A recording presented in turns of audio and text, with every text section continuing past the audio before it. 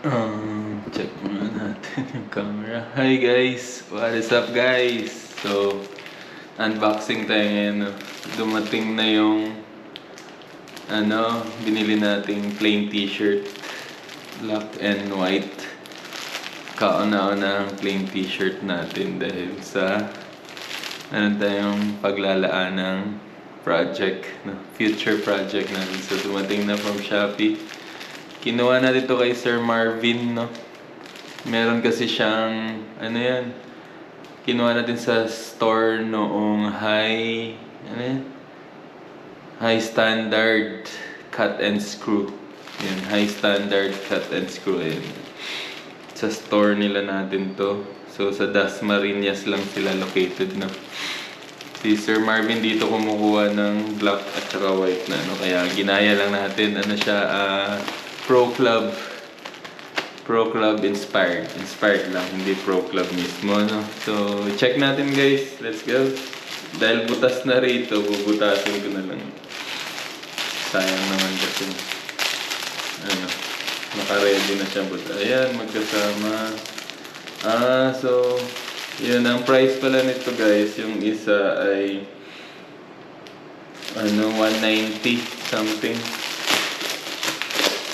Tapos yung isa naman ay basta ng total to ng 426 ay 400.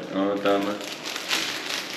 So yung white nakita ko pa, hindi ko pa nga nakuha, parang feeling ko manipis na siya. Pero check natin, baka hindi. Small to, yung white na to, kasi yun lang available nila. Oh no, maganda sana yung tela guys. Ayun no. Nice. Kaso small lang available nila. Ang ganda guys. Makapal. Nakikita yung kamay mo pero maganda siya. Nice siya. Ayun. Pang business to guys yung kanila. Kasi walang tatak. Pwede kang mag-start ng sarili mong clothing. So, kung maganda na yung white guys, for sure, lalo na itong black, maganda rin. Ayan. Ito, 2XL talaga to. Wow! Ayan. Sukat, sobrang laki sa akin. XL lang pala ako. 2XL.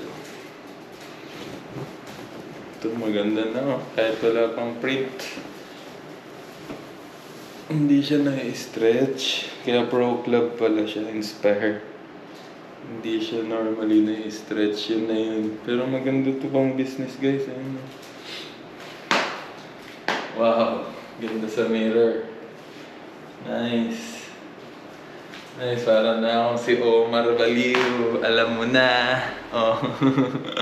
Alam niyo na, Omar Baliw. All black lang siya guys. Kasi ito yung white ha.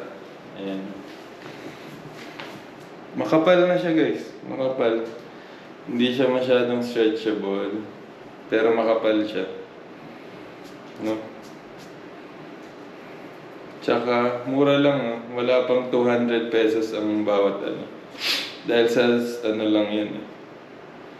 Anong tawag? Shipping. Kaya umabot ng 400 plus yung dalawa. Ito parang 170 lang, gano'n. So sabihin na natin 200 each, mura pa din siya for this quality. Ayan siya. Ayan o. Paano ba man? Ayan siya o. Meron siyang see-through pero makapal talaga siya. Pag sinuot mo na siya, ayan o, hindi. Pag nakaganyan dahil may ilaw, kita. Pero pag nasuot mo na siya sa balat mo, nice. Comfortable. Hindi yata 200% cotton pero maganda siya yung design. Let's go, thank you sa high standard cut and screw. At saka yung kay Sir Marvin sa Marvin Clothing ba siya? Si Sir Marvin Clothing na siya yung na-research natin dito sa Cavite, no? Dasmariñas, Cavite for this Pro Club inspired na mga shirts. Maganda to, may print ka rito. Ayan, no? Lagyan natin ng mga prints. Nice. Gusto ko to. 200 plus may print. Di ba? Pwede mo nang ibenta ng 500 pesos. Kung makaprint ka ng 100 per shirt, 300, 200 kita mo. Or, syempre mahal lang ano. Ang alam ko mahal, 180 nga nung iba eh. Yung mga, di pa kasama yung ano. 180 pesos, ano lang yun. DTF lang yan, design na DTF lang yun. Hindi pa nasama yung ano na.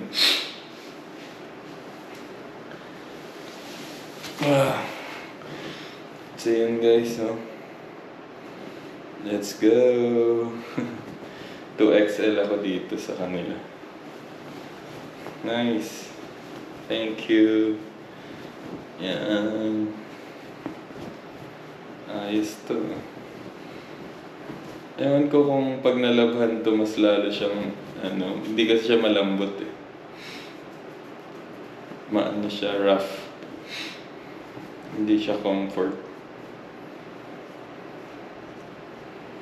Ewan ko kung, yun nga. Pag nalabhan. Pero wala ka nang hanapin dito, solid na to.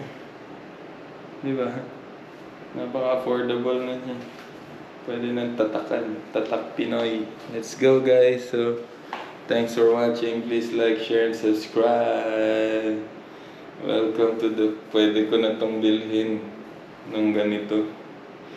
Walang print. So yun guys. So, ganda nito. Ganda ng mga tela nila. Let's go!